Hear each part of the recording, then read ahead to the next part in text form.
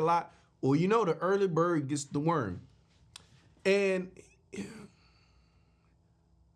while that is possible, that's very true, right? It implies that the person that to arrive first or act first will be successful. And that's not always true. What I've learned in business is, yes, it's good to be first.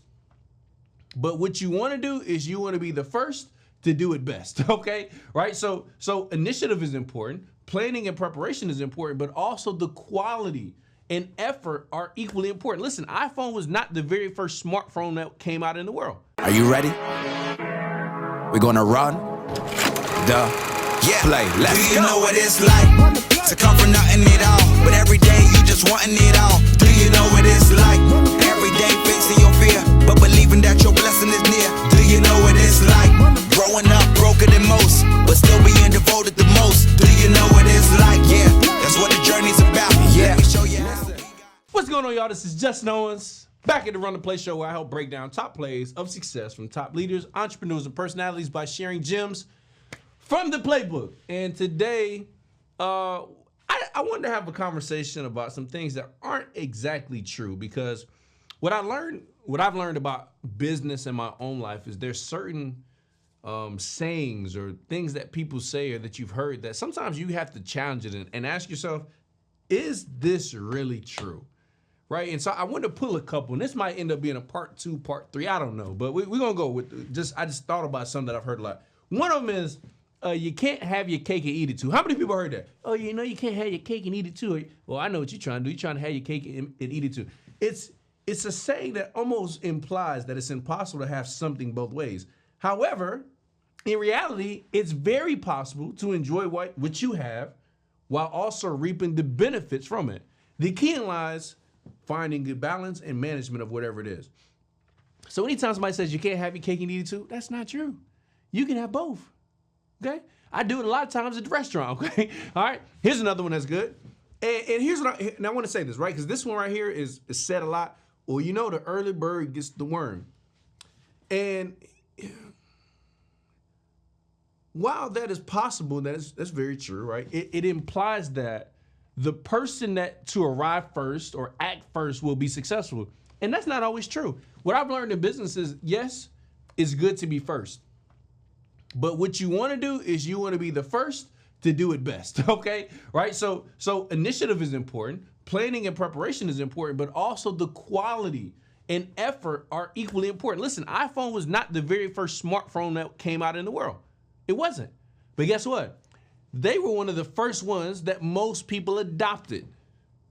You understand what I'm saying? Look, Blockbuster was one of the first people to do movies, but they didn't adopt. They didn't change. And guess what? Now, Netflix. Now, streaming. Now, all these, we can go Amazon Prime. Look, Redbox had taken them out for a little while, but guess what? They didn't innovate. So it's not just about being first, although that's important. Here's one I love. You know, money can't buy you happiness. Or people say, money can't buy you love. Well, let me tell you something, money will buy. Money will buy you something so close you won't know the difference. No, no, listen. All right, well, look, here's what I would say right there, right? Now, money can't directly purchase happiness, because here's what's true. I know some people that have a lot of money and they're not happy people.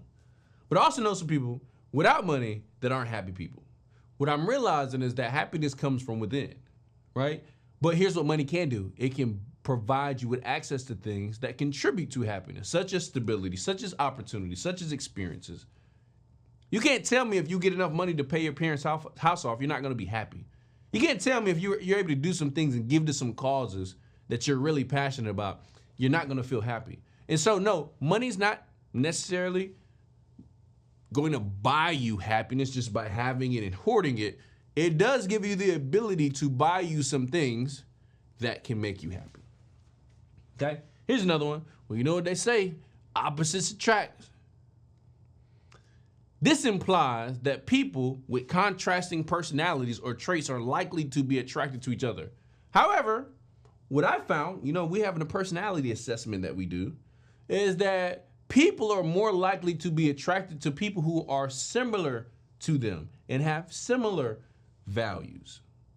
So yeah, opposites can attract, But most of the time they don't. You know, typically what I found out when I do personality assessments is that people that are on the opposite end of the spectrums typically have the hardest time understanding and connecting with each other. Now, here's what is also true.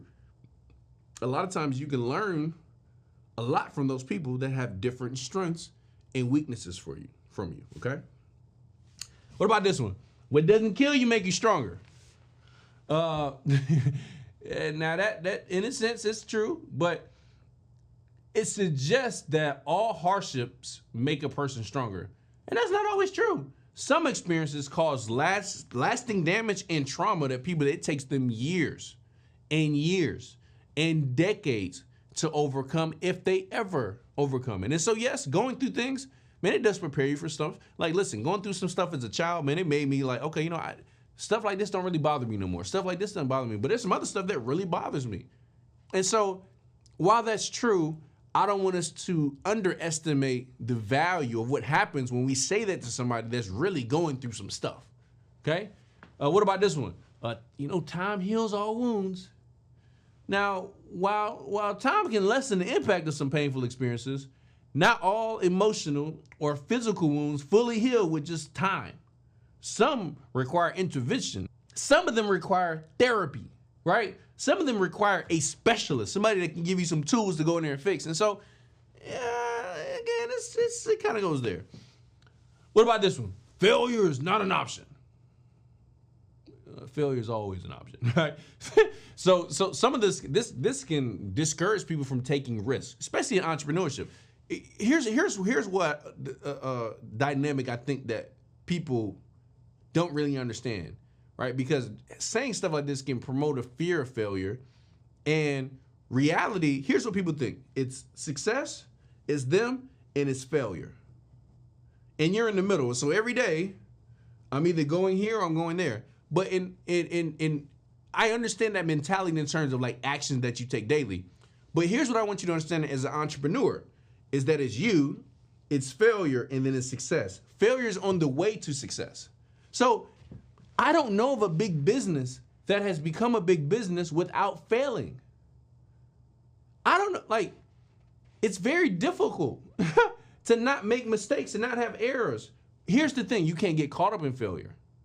And so while the saying is like, yo, when somebody says, oh, failure is not an option, I mean, they're not gonna let themselves stay in failure.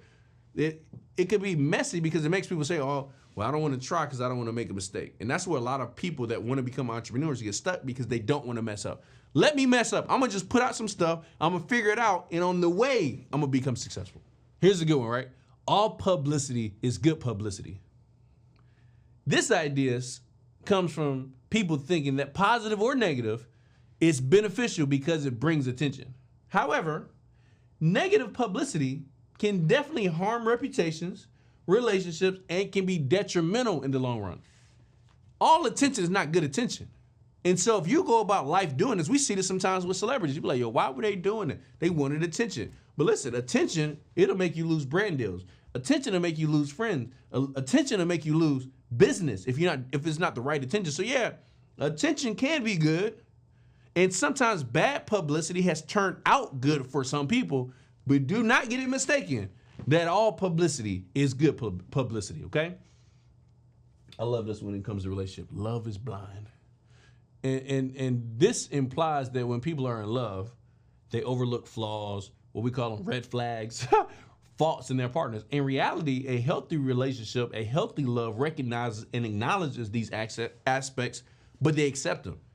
When people say, oh, you know, love is blind. No, a lot of times people recognize the red flags. What they're not allowing themselves to do is have healthy conversations, have healthy conflict resolution skills to say, look, okay, I recognize this. Ain't really my favorite thing, but we can get through it. But I'm not blind to it, okay? I hear this a lot, even in leadership. And it's one of those things that's tricky, right? Actions speak louder than words, right? Actions speak louder than words. And while actions, I like it a lot of times, right? Because they can be often a lot more reliable in terms of telling an indication of someone's intentions or feelings, or if they're on the right track. Words are very powerful as well, and they can have a lasting impact. And so listen, I'm of the mind saying, listen, don't talk about it, be about it, right? Which is saying, look, don't just talk about it, just go do some stuff. But guess what? There's some people that they're in relationships right now and they're doing stuff for their mate. They're buying stuff, and what they really want is words, right? They're like, yo, give me some words of affirmation. Tell me you love me. Tell me you care about me. Don't just buy me stuff. So yeah, actions are important. Showing it is important. Showing up is important, but man, words, they're important as well. You know, look, actions are, hey, I'm just paying. I pay you every single week. We pay you on time. But man, words are, man, I appreciate you, man. This what we're putting together, man, is really important because of your skills. So you gotta, I think you need both. And depending upon where your business is, you may have to say, man, is action right now more important or words? Well, you know what? Are words more important than action? It's a gauge, right? Relationships, absence make the heart grow fonder. What this suggests is that separation strengthens loves or relationships. And while this can be true for some people, absence can also make relationships drift apart. In fact, when people stop being around each other in deep relationships, they tend to go in separate directions. So let's just make sure we're not just saying stuff just to be saying it just because we heard it. What about this one? You can't teach an old dog new tricks. This suggests, especially people that have been around a little bit longer in life, that they can't learn new skills, they can't change habits, and this is false. Learning can occur at any age. People say, oh, you know, they just stuck in their ways. No, it's a decision to be stuck. You can always change. You can always change what you're doing. It's a choice. It's a decision. What about this one? You know, they say good things come to those who wait. This implies that patience will always be rewarded. But here's what's also true. Action is also necessary. And so, good things come to those who wait. If you're patient in business, while you're working, that can help you. But if you're just patiently waiting and doing nothing, it can be very detrimental. So when you're thinking about these sayings, a lot of times you still gotta say, okay, man, but is that true? What about this one? Man, blood is thicker than water. This suggests that family ties are always stronger than friendships or relationships. You know, the Bible says there's a friend sticking closer than a brother, right? And so while that may not always be true, there are a lot of people that have non-family relationships that are just as strong, if not stronger, than family relationships. So you got to keep that in mind. What's true for you doesn't necessarily mean that it's true for others. So here's what I want you to start thinking about. What are some things that have been said to you that don't serve you? I had people say stuff like this. You know, money is the root of all evil. Now, while money can contribute to negative behavior, if it's misused, it's not inherently evil. Money is a tool. I always tell people all the time, money just makes you more of what you already are. If you're a good person, you'll become better. If you're a bad person, you'll become worse. But what a lot of people are really quoting says the love of money, especially if it's at the expense of others, can be very, very harmful. It's the love of money, not just money, is the root of all evil. And so now what happens if you start trying to go out here and build a business and you start making some money and you've been taught that money's evil, or you've been taught that having money is evil? I had somebody say, you know, Justin, you know, they say, man, it's hard for a rich person to make it to the kingdom of God. I'm like, who said this was rich? Because let me ask you this, isn't rich a perspective? Do you know that there are some people that are on minimum wage in America that to some people in other countries, they're wealthy? Why? They got a roof over their head, they got a car, they got food, they got family, they have a way to make money. But then you be like, no, I'm not rich. Why? Well, compared to somebody else. But then you go to that somebody else, and somebody else could be above them and say, well, man, they're not rich. So why am I saying this? Because you got to be careful, because if you start harnessing these feelings, this was Justin, by the way. I started making $5,000 a month, $10,000 a month, and I was always hit this glass ceiling, because then what started happening is I was fighting myself internally. I'm like, man, you know, people be saying, man, you start making some money, it's the root of all evil, and Now I'm over here like, I don't want to make as much money because I don't want to be an evil person. I start realizing, man, I know some people that's broke that's evil too. You know what I mean? Like, I know a few people that they got them dollars and they just as bad as some people that I know that have some money. But then guess what? There's some people that I know that have money, man. They're the most giving people that I know. And guess what? I know some people that don't have as much and they'll give you the shirt off their back. So what's really true, in my opinion, is, man, if you start putting money above people and above the right things, man, they can be evil. When you start caring about $1 over the people that you're around, it could be harmful. What about this one? Money doesn't grow on trees. Now here, I have two problems with this, right? The first one is money does come from trees. Now it doesn't grow on trees, right? But it does come from trees, right? And if trees grow and it comes from trees, then maybe it does. I don't know. But my challenge with this one is that a lot of times it conveys that money is like a finite resource, meaning that it's limited and it takes effort to earn it, which it does, right? And it shouldn't be wasted. And it's typically used when we're trying to teach people financial responsibility, but it's not always true.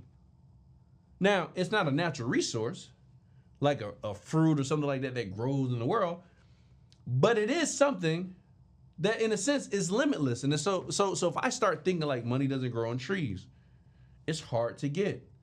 It's hard to attain. It's hard to hold on to. Well, now I start thinking about money as this giant, this tree that I've got to slay, this business that I've got to continue to build. When no money, look at America. When they need some more money, what do they just do? They go print it. What if you were taught that money was abundant and that it came to you easily and frequently?